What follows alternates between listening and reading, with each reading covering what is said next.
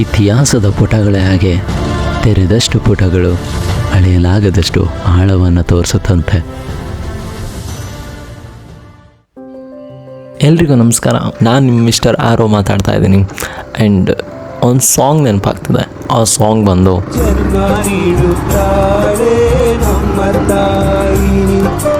ಅನ್ನ ನೀಡುತ್ತಾಳೆ ತಾಯಿ, ಮಾತು ನೀಡುತ್ತಾಳೆ ಕನ್ನಡ ತಾಯಿ, ಪಾಪ ಕಳೆಯುತ್ತಾಳೆ ಕಾವೇರಿ ತಾಯಿ, ಪಾಪ ಕಳೆಯುತ್ತಾಳೆ ಕಾವೇರಿ ತಾಯಿ. ಸಾಂಗ್ ಚೆನ್ನಾಗಿದೆ. ಓಕೆ, ಆ್ಯಂಡ್ ಬಂದು ಇವತ್ತಿಂದ ಹೋಗ್ತಾ ಇರೋವಂಥ ಪ್ಲೇಸ್ ಕೂಡ ಅಂಥದ್ದೇ. ಇವಳು ಹಾಲಿನಷ್ಟೇ ಶುದ್ಧಳು, ಗಂಗೆಯಷ್ಟೇ ಪವಿತ್ರಳು, 7 ಪವಿತ್ರ ನದಿಗಳಲ್ಲಿ ಒಬ್ಬಳು, ಜೀವನದಿ, ದಕ್ಷಿಣ ಗಂಗೆ ಎಂದೇ ಕರೆಸಿಕೊಳ್ಳುವ ಕಾವೇರಿ. ನಾನು ಒಂದಂತೂ ಅಂದ್ಕೊಂಡೇ ಇರಲಿಲ್ಲ, ನಾನು ಸಾಗೋ ದಾರಿ ಉದ್ದಕ್ಕೂ ಇಷ್ಟೊಂದು ಪಕ್ಷಿಗಳ ಚಿಲಿಪಿಲಿಗಳನ್ನ ನಾನು ಕೇಳ್ಬೋದು ಅಂತ. ಹಾಗೆ ನಾನು ಸಾಗೋ ದಾರಿ ಕೂಡ ಇಷ್ಟೊಂದು ಹಸಿರಾಗಿರುತ್ತೆ ಅಂತ ಊಹೇನೂ ಮಾಡಿರಲಿಲ್ಲ. ಕಾವೇರಿಯ ಜನ್ಮಸ್ಥಳ ಬಂದು ತಲಕಾವೇರಿ ಅಂತ ಗೊತ್ತು, ಆದರೆ ಪುರಾಣಗಳ ಇತಿಹಾಸಗಳ ಬಗ್ಗೆ ನಿಮಗೆ ಎಷ್ಟು ಗೊತ್ತು ನಾನು ಹೇಳ್ತಾ ಹೋಗ್ತೀನಿ. ಬ್ರಹ್ಮಗಿರಿ ಎಂಬ ರಾಜ್ಯದಲ್ಲಿ ಒಬ್ಬ ಕಾವೇರ ಎಂಬ ರಾಜ ಇರ್ತಾನೆ. ಆತನಿಗೆ ಸಂತಾನ ಭಾಗ್ಯವೇ ಇರಲ್ಲ. ಇಂಥ ಸಮಯದಲ್ಲಿ ಆತ ಬ್ರಹ್ಮನನ್ನ ಕುರಿತು ತಪಸ್ಸನ್ನು ಮಾಡ್ತಾನಂತೆ. ತಪಸ್ಸನ್ನು ಮಾಡಿದ ನಂತರ ಬ್ರಹ್ಮ ಅವನ ತಪಸ್ಸಿಗೆ ಮೆಚ್ಚಿ ಒಂದು ಸಂತಾನ ಭಾಗ್ಯವನ್ನು ಕರುಣಿಸ್ತಾನಂತೆ. ಅವಳೇ ಕಾವೇರಿ.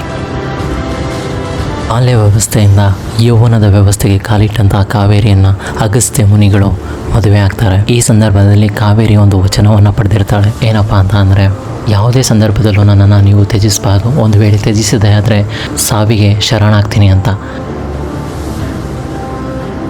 ಒಂದೊಮ್ಮೆ ಅಗಸ್ತ್ಯ ಮುನಿಗಳು ತಮ್ಮ ಶಿಷ್ಯರೊಡನೆ ಬೋಧಿಸಲು ಬೇರೆಡೆಗೆ ತಲುಪಿರ್ತಾರೆ. ಪತ್ನಿ ತನ್ನನ್ನು ತ್ಯಜಿಸಿದ್ದಕ್ಕಾಗಿ ಕಾವೇರಿ ಬೆಟ್ಟದ ಮೇಲಿಂದ ಪ್ರಾಣ ಕಳೆದುಕೊಳ್ಳಲು ಹಾರ್ತಾಳೆ. ಬ್ರಹ್ಮನ ವರವಾದ್ದರಿಂದ ಕಾವೇರಿಗೆ ಸಾವು ಸಂಭವಿಸುವುದಿಲ್ಲ, ಅವಳು ನದಿಯಾಗಿ ಹರಿತಾಳೆ. ಪ್ರತಿ ಜೀವ ಸಂಕುಲಗಳ ದಾಹವನ್ನು ದಣಿಸುತ್ತಿರುವಂಥ ಈ ತಾಯಿ ನದಿಯಾಗಿ ಹರಿದು ಋಷಿಗಳ ಕಮಂಡಲದಲ್ಲಿ ಸೇರಿದಂತಹ ಕಾವೇರಿ ಜೀವ ನದಿಯಾಗಿದ್ದು ಹೇಗೆ ಗೊತ್ತಾ? ಪ್ರತಿಯೊಬ್ಬ ಕನ್ನಡಿಗನು ತಿಳಿಬೇಕಾದಂತಹ ವಿಷಯನೇ ಇದು. ಹೌದು, ಹೀಗೆ ಹಿಂದೊಮ್ಮೆ ಬ್ರಹ್ಮಗಿರಿಯಲ್ಲಿ ದಕ್ಷಿಣ ಭಾರತದಲ್ಲೇ ಬರಗಾಲ ಸೃಷ್ಟಿಯಾಗುತ್ತೆ. ಅಂಥ ಸಮಯದಲ್ಲಿ ಋಷಿಗಳು ಮಹರ್ಷಿಗಳೆಲ್ಲ ಸೇರಿ ಯಜ್ಞ ಯಾಗಾದಿಗಳನ್ನ ಆಚರಣೆ ಮಾಡ್ತಾರೆ ಗಣೇಶನನ್ನು ಕುರಿತು.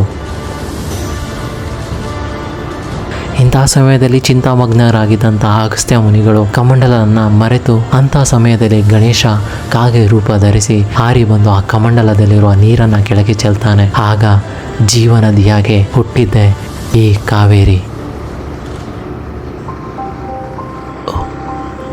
ಸಾಗ್ತಿರೋ ದಾರಿಯಲ್ಲಿ ಹಳ್ಳಕೊಳ್ಳಗಳು ಜಾಸ್ತಿ ಇದ್ದರೂ ಕೂಡ ಮನಸ್ಸಲ್ಲಿ ಶಾಂತಿ ಹಾಗೂ ನೆಮ್ಮದಿ ನೆಲೆಸಿತ್ತು. ಹಾಗೆ ಯೋಚನೆ ಮಾಡ್ತಾ ಜನಗಳೇ ಇಲ್ದಾರ ದಾರಿಯಲ್ಲಿ ಸಾಗ್ತಿದ್ದೆ. ಯಾಕೂ ಜನಗಳು ತುಂಬ ಕಡಿಮೆನೇ ಅನಿಸಿದ್ರು ದಾರಿ ಮಾತ್ರ ಸೊಗಸಾಗಿತ್ತು. ಏನನ್ನೋ ಹೊಸ್ದಾಗಿ ಕಾಣೋ ಅನುಭವ, ಏನನ್ನೋ ಹೊಸ್ತನ್ನು ಹುಡುಕೋ ಹಂಬಲ ಈ ದಾರಿ ಹಾಗೆ ಸಾಗಿಸ್ತಾ ಇತ್ತು. ಹಾಗೆ ಈ ದಾರಿಯಲ್ಲಿ ಸಾಗ್ತಾ ಇಲ್ಲಿನ ಚಂದದ ಮನೆಗಳನ್ನ ನೋಡಿದೆ, ಈ ಜನಗಳ ಜೀವನಗಳನ್ನು ನೋಡಿದೆ. ಸಾಮಾನ್ಯವಾಗಿ ನಾವು ಘಾಟ್ ಸೆಕ್ಷನ್ ಕ್ರಾಸ್ಗಳಲ್ಲಿ ಅಪರೂಪ ಗಾಡಿ ತೊಗೊಂಡೋದ್ರೆ ಅಬ್ಬಾ ಸಾಕೋಯ್ತು ಅಂತ ಅಂದ್ಕೋತೀವಿ. ಆದರೆ ಇಲ್ಲಿನ ಜನಗಳಿಗೆ ಯಾವತ್ತೂ ಆ ಥರ ಅನುಭವನೇ ಆಗಲ್ಲ. ಯಾಕೆಂದರೆ ಅವರು ಜೀವನ ನಡೆಸೋದೇ ಇಂಥ ದಾರಿಯಲ್ಲಿ. ಅವರ ಬದುಕುಗಳನ್ನು ಇಲ್ಲೇ ಕಟ್ಕೊಂಡಿದ್ದಾರೆ, ಇಲ್ಲೇ ಜೀವನ ನಡೆಸ್ತಾ ಇದ್ದಾರೆ. ಎಷ್ಟು ಚಂದ ಮನಸ್ಸಿನ ಉಳ್ಳವರು ಅಂತ ಅಂದರೆ ಕೇಳಿದ್ರೆ ತುಂಬ ಮುಗ್ಧತೆಯ ಉಳ್ಳವರು. ಎಲ್ಲರೂ ನಮ್ಮವರೇ, ಕೊಡಗಿನವರು.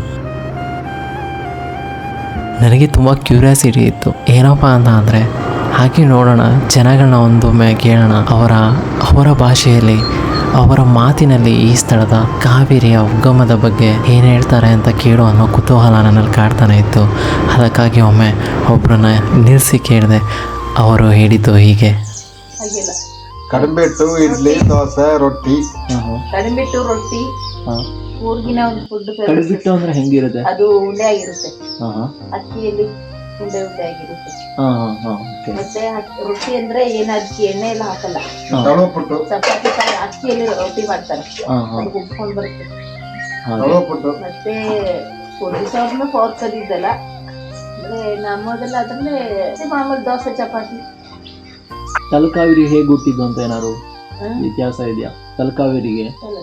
ಕಾವೇರಿ ರೊಟ್ಟಿ. अच्छी बात बोली, आपको अच्छी लगी तो ऐसे थोड़ा मार दीजिए हाथ, आप थोड़ा सा मार दीजिए. कावेरी रೊಟ್ಟಿ. खत्म, bye bye, tata, good bye, गया. कावेरी रೊಟ್ಟಿ. Sorry sorry sorry sorry sorry. ಇಲ್ಲಿನ ಆಹಾರದ ವಿಶೇಷತೆ ಹಾಗೂ ಇಲ್ಲಿನ ಕಾವೇರಿ ಉಗಮದ ಬಗ್ಗೆ ನಾನು ತಿಳ್ಕೊಂಡು ಹಾಗೆ ಮುಂದೆ ಸಾಗ್ತಾ ಇದ್ದೆ. ಅಲ್ಲಿ ಒಬ್ರು ಅತಿಥಿ ಸಿಕ್ಕಿದ್ರು. ಹೊಟ್ಟೆ ಎಷ್ಟು ಉರ್ಸ್ತಾವ್ರೋ ಆ ಭಗವಂತನ ನೋಡಿದ್ರೆ ಸರು ನಾಷ್ಟ ಮಾಡ್ಬೇಕು. ನಾನು ಒಬ್ಬರಿಗೆ ಅನ್ಯಾಯ ಮಾಡಿಲ್ಲ, ಒಬ್ಬರಿಗೆ ಅನ್ಯಾಯ ಮಾಡಿಲ್ಲ. ನನ್ನ ಮಕ್ಕಳು ನನ್ನ ಮಕ್ಕಳು ಒಂದೊಂದಲ್ಲ ಅಣ್ಣ, ಒಂದೊಂದಲ್ಲ.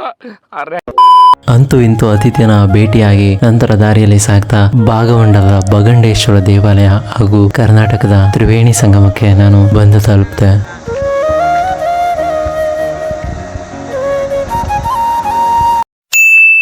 ಇಂತಹ ಹಲವು ಸಂಗತಿಗಳ ನಡುವೆ ನಮ್ಮನ್ನ ಕಾಡುವಂತಹ ಕಟ್ಟ ಕಡೆಯ ಪ್ರಶ್ನೆ ಹೀಗೂ ಉಂಟೆ.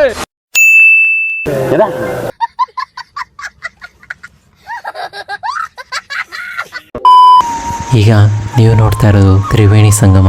ಈ ತ್ರಿವೇಣಿ ಸಂಗಮದಲ್ಲಿ ಕಾವೇರಿ, ಕನ್ನಿಕೆ, ಸುಜೋತಿ ಎಂಬ 3 ನದಿಗಳು ಕೂಡ ಸಂಧಿಸುತ್ತೆ. ಈ ಭಾಗಮಂಡಲ ತಲಕಾವೇರಿಯಿಂದ ಕೇವಲ 8 ಕಿಲೋಮೀಟರ್ ದೂರದಲ್ಲಿದೆ. ಇಲ್ಲಿನ ಇನ್ನೊಂದು ವಿಶೇಷತೆ ಏನಪ್ಪಾ ಅಂತ ಅಂದರೆ, ತಲಕಾವೇರಿಗೆ ಹೋಗೋ ಮೊದಲು ಈ ನದಿಯಲ್ಲಿ ಸ್ನಾನ ಮಾಡಿ ಕಾವೇರಿಗೆ ತಲುಪೋದು ಇಲ್ಲಿನ ಪದ್ಧತಿ ಹಾಗೂ ವಾಡಿಕೆ. ಇದು ದಕ್ಷಿಣ ಪ್ರಯಾಗ್ ಕ್ಷೇತ್ರ ಎಂದ ಖ್ಯಾತಿಯಾಗಿದೆ. ಇಲ್ಲಿ ಕರ್ನಾಟಕ ಮಾತ್ರ ಅಲ್ಲ, ಕೇರಳ, ತಮಿಳುನಾಡು, ಹೊರ ರಾಜ್ಯಗಳಿಂದ ಇಲ್ಲಿಗೆ ಬರ್ತಾರೆ. ತಮ್ಮ ಸಂಬಂಧಿಕರಲ್ಲಿ ಯಾವುದೇ ಅಗಲಿಕೆ ಆಗಿದ್ರು ಕೂಡ ಪಿಂಡ ಪ್ರದಾನ ಹಾಗೂ ದರ್ಪಣಗಳ ಅರ್ಪಣೆಗೆ ಇಲ್ಲಿ ಬರ್ತಾರೆ. ಹಾಗೆ ಮುಂದೆ ಸಾಗ್ತಾ ಫೋಟೋ ಹಾಗೂ ವಿಡಿಯೋಸ್ಗಳನ್ನ ತೆಗಿಯೋ ಆಗಿಲ್ಲ ಅಂತ ಬೋರ್ಡ್ ಹಾಕಿತ್ತು. ಆಗ ಕೇಳಿದ್ಕೆ DC ಪರ್ಮಿಷನ್ ಬೇಕು ಅಂತ ಅಂದರು.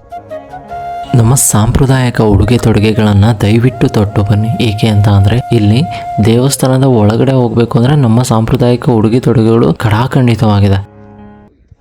ಬಗಂಡೇಶ್ವರದಲ್ಲಿ ನೆಲೆಯಾಗಿರುವ ಶಿವ ಹಾಗೂ ಗಣೇಶ, ಸುಬ್ರಹ್ಮಣ್ಯ ಎಲ್ಲರಿಗೂ ಒಳ್ಳೇದು ಮಾಡಲಿ. ಹಾಗೆ ದಾರಿ ಸಾಗ್ತಾ ಇಲ್ಲೊಂದು ಸ್ವರ್ಗನ ನೋಡಿದೆ. ಆ ಸ್ವರ್ಗ ಹೀಗಿತ್ತು.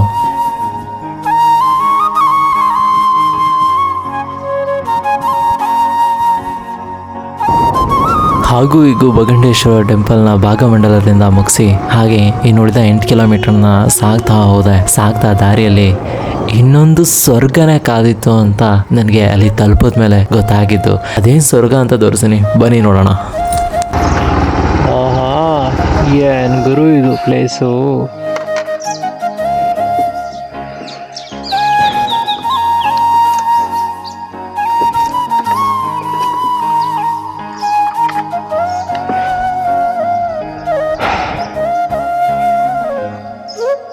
ಅಬ್ಬೋ, ಇದಕ್ಕಿಂತ ಸ್ವರ್ಗ ಇನ್ನೇನು ಬೇಕು ಭಗವಂತ.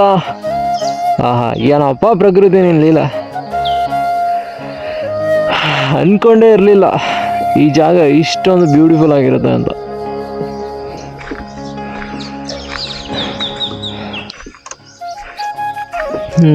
ಡಸ್ಟ್ಬಿನ್ಗೆ ಹಾಕಿ ಅಂತ ಬರ್ದವ್ರೆ, ಆದರೂ ಕೂಡ ನಾವು ತುಂಬ ಎಜುಕೇಟೆಡ್ ಫೆಲೋಸ್ಗಳಲ್ಲ, ಯಾವುದೇ ಕಾರಣಕ್ಕೂ ಅಂತಂಥ ಒಳ್ಳೆ ಕೆಲಸಗಳೆಲ್ಲ ನಾವು ಯಾರೂ ಮಾಡಲ್ಲ ಅಂತ ನನಗೂ ಗೊತ್ತು. ಮೇಯ್ನಾಗಿ ನಮ್ಮ ಎಜುಕೇಟೆಡ್ ಪೀಪಲ್ಗಳೇ ಮಾಡಲ್ಲ. ಇನ್ನು ಗೊತ್ತಿಲ್ಲದಿರೋರು, ಪಾಪ ತಿಳುವಳಿಕೆ ಇಲ್ದಿರೋರು ಇನ್ನೇನು ಮಾಡ್ತಾರೆ. ಸ್ವಚ್ಛತೆ ಕಾಪಾಡಿ, ಪರಿಸರ ಉಳಿಸಿ.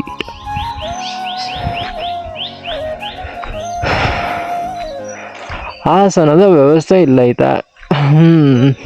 ಭಗವಂತ, ಯಾರಾದರೂ ಈ ಕಡೆ ಬಂದರೆ ಸೊ ಇಲ್ಲಿ ಕೂತು ಈ ಪ್ರಕೃತಿ ವೀಕ್ಷಣೆ ಮಾಡಿ ಅಂತ ಹೇಳಿ ಲಾಸ್ನದ್ದು ವ್ಯವಸ್ಥೆಗಳು ಮಾಡಿದ್ದಾರೆ. ಬನ್ನಿ, ಬಂದು ಕೂತ್ಕೊಳ್ಳಿ, ಇಲ್ಲಿರೋಂಥ ಫೀಲ್ನ ಅನುಭವಿಸಿ ಮುನ್ನಡೀರಿ. ಎಲ್ಲೋ ನೀರಿನ ಶಬ್ದ ಬರ್ತಾಯ್ತಾ ಗುರು? ನಾನು ಏನೋ ಬರ್ತೈತೆ ಅನ್ಕೊಂಡಿದ್ದೆ ಗುರು. ಇಲ್ಲಿ ಬಂಡೆ ಕೆಳಗಡೆ ನೀರಿನ ಶಬ್ದ ಬರ್ತಾಯ್ತಾ? ಓಹ್, ಇಲ್ಲಿ ಯಾವುದೋ ತೊಟ್ಟಿ ಬೇರೆ ಕಟ್ಟಿದವ್ರು ಗುರು, ಗಮನಿಸೇ ಇರಲಿಲ್ಲ ನಾನು. ನೋಡ್ಕೊಂಡು ಹೆಜ್ಜೆ ಹಾಕ್ಬೇಕಾದ್ರೆ ಹೋಲಿ ಶಿಟ್ ಗುರು, ಇದೆಲ್ಲ ಮಿಸ್ ಮಾಡ್ಕೊಬಿಡಿ ಆಯ್ತಾ? ಒಂದ್ಸಲನಾದ್ರು ಬಂದು ಈ ಗಂಗೆಗೆ ನಮಸ್ಕರಿಸಿ ಹೋಗಿ. ಕಾವೇರಿ ಇಲ್ಲಿ ನೆಲೆಸಿದಾಳೆ ಅನ್ನೋದಕ್ಕೆ ಇದೇ ಸಾಕ್ಷಿ.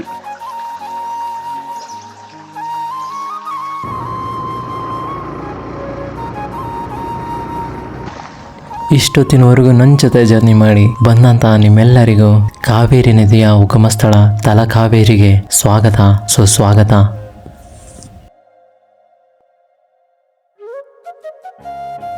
ಈ ಮಕ್ಕಳನ್ನ ನೋಡಿ ನನಗೊಂದು ಅನಿಸ್ತು, ಆಗಿನ ದಿನಗಳೇ ತುಂಬ ಚೆನ್ನಾಗಿತ್ತು. ಅಪ್ಪಿ ಎಲ್ಲರೂ ದೊಡ್ಡವರಾಗ್ಬಿಟ್ಟು. ಎಲ್ಲ ಭಗವಂತನ ಕೃಪೆ, ಆಗದೆ ಇದ್ದಿದ್ರೆ ಚೆನ್ನಾಗಿರೋದು ಅನಿಸ್ತು. ಈ ಜೀವನದಿ ಬ್ರಹ್ಮಗಿರಿಯ ಬೆಟ್ಟದ ಮೇಲೆ ಉಗಮವಾಗಿದ್ದು ಇದರ ಹರಿವು 805 ಕಿಲೋಮೀಟರ್ ಆಗಿದೆ. ಇದು ಕರ್ನಾಟಕದಲ್ಲಿ 320 ಕಿಲೋಮೀಟರ್ ಹಾಗೂ ತಮಿಳುನಾಡಿನಲ್ಲಿ 416 ಕಿಲೋಮೀಟರ್ ಹಾಗೂ ಪಾಂಡಿಚೇರಿ ಹಾಗೂ ಕೇರಳದಲ್ಲಿ 64 ಕಿಲೋಮೀಟರ್ ಹರಿತಾಳೆ. ಈ ಕಾವೇರಿಗೆ ಉಪನದಿಗಳಾಗಿ ಹಾರಂಗಿ, ಹೇಮಾವತಿ, ಕಬಿನಿ, ಶಿಂಷಾ, ಲಕ್ಷ್ಮಣತೀರ್ಥ, ಅರ್ಕಾವತಿ ಹಾಗೂ ಇನ್ನೂ ಹಲವಾರು ಉಪನದಿಗಳು ಈ ಕಾವೇರಿಯನ್ನು ಸೇರುತ್ತೆ. ಈ ಜೀವನದಿಗೆ ಅಡ್ಡಲಾಗಿ ಮಂಡ್ಯದಲ್ಲಿ ಕೃಷ್ಣರಾಜ ಸಾಗರ, KRS, ಹೇಮಾವತಿ, ಗೊರೂರು, ಹಾರಂಗಿ, ಗ್ರ್ಯಾಂಡ್ ಅಣೆಕಟ್ಟು, ತಮಿಳುನಾಡಿನಲ್ಲಿ ಬೆಟ್ಟೂರು ಜಲಾಶಯವನ್ನು ನಿರ್ಮಿಸಿದ್ದಾರೆ. ಈ ತಲಕಾವೇರಿ ಮೈಸೂರಿನಿಂದ 161 ಕಿಲೋಮೀಟರ್, ಭಾಗಮಂಡಲದಿಂದ 8 ಕಿಲೋಮೀಟರ್ ಹಾಗೂ ಮಡಿಕೇರಿಯಿಂದ 48 ಕಿಲೋಮೀಟರ್, ಮಂಗಳೂರಿನಿಂದ 144 ಕಿಲೋಮೀಟರ್ ದೂರ ಹೊಂದಿದೆ. 2 ಅಡಿ ಉದ್ದ ಹಾಗೂ 2 ಅಡಿ ಅಗಲ ಒಂದು ಪುಟ್ಟ ಕೊಳವೆ ಇದೆ. ಇದನ್ನು ಕುಂಡಿಗೆ ಎಂದು ಕರೀತಾರೆ. ಇಲ್ಲಿ ತಾಯಿಯ ಕಾವೇರಿಯ ತೀರ್ಥೋದ್ಭವವಾಗುತ್ತೆ. ಇಲ್ಲಿನ ಅಗಸ್ತೇಶ್ವರ ದೇವಾಲಯ ಹಾಗೂ ಗಣಪನ ದೇವಾಲಯಗಳು ಕೂಡ ಇದೆ. ಇಲ್ಲಿ ಅಂತಾರಾಜ್ಯ ನೀರಿನ ವಿವಾದದ ಬಗ್ಗೆ ಮಾತಾಡೋಷ್ಟು ದೊಡ್ಡ ವ್ಯಕ್ತಿ ನಾನು ಅಲ್ಲದೆ ಇದ್ರೂ ಕೂಡ ಯಾರ್ಯಾರಿಗೆ ಎಷ್ಟೆಷ್ಟು TMC ನೀರು ಹಂಚಿಕೆ ಆಗುತ್ತೆ ಅನ್ನೋದಕ್ಕಿಂತ ಹೆಚ್ಚಾಗಿ ಆ ನೀರನ್ನು ನಾವು ಸವಲತ್ತನ್ನು ಎಷ್ಟು ಉಪಯೋಗಿಸ್ಕೊಳ್ತಿದ್ದೀವಿ ಅನ್ನೋದು ತುಂಬ ಮುಖ್ಯ ಆಗುತ್ತೆ. ನಮ್ಮ ನೆಲ, ನಮ್ಮ ಜಲ ಕಾಪಾಡೋದು ನಮ್ಮೆಲ್ಲರ ಕರ್ತವ್ಯ. ನೀರನ್ನು ಮಿತವಾಗಿ ಬಳಸಿ, ಹಸಿರು ಹಾಗೂ ಉಸಿರನ್ನು ಇವೆರಡನ್ನು ಉಳಿಸಿ. ಇಷ್ಟೊತ್ತವರೆಗೂ ನಿಮ್ಮ ಜೊತೆ ಜರ್ನಿ ಮಾಡಿದ್ದು ನಾನು ಮಿಸ್ಟರ್ ಆ್ಯರೋ, ಅಪ್ಪಟ ಕನ್ನಡಿಗ. ಮುಂದೊಂದು ದಿನ ಮತ್ತೊಂದು ವಿಶೇಷದ ಪ್ರಯಾಣದಲ್ಲಿ ನಾನು ನಿಮ್ಮ ಜೊತೆ ಪಾಲ್ಗೊಳ್ತೀನಿ ಅಂತ ಹೇಳ್ತಾ ಎಲ್ಲರಿಗೂ ಒಳ್ಳೇದು ಬಯಸೋಣ. ಜೈ ಶ್ರೀರಾಮ್.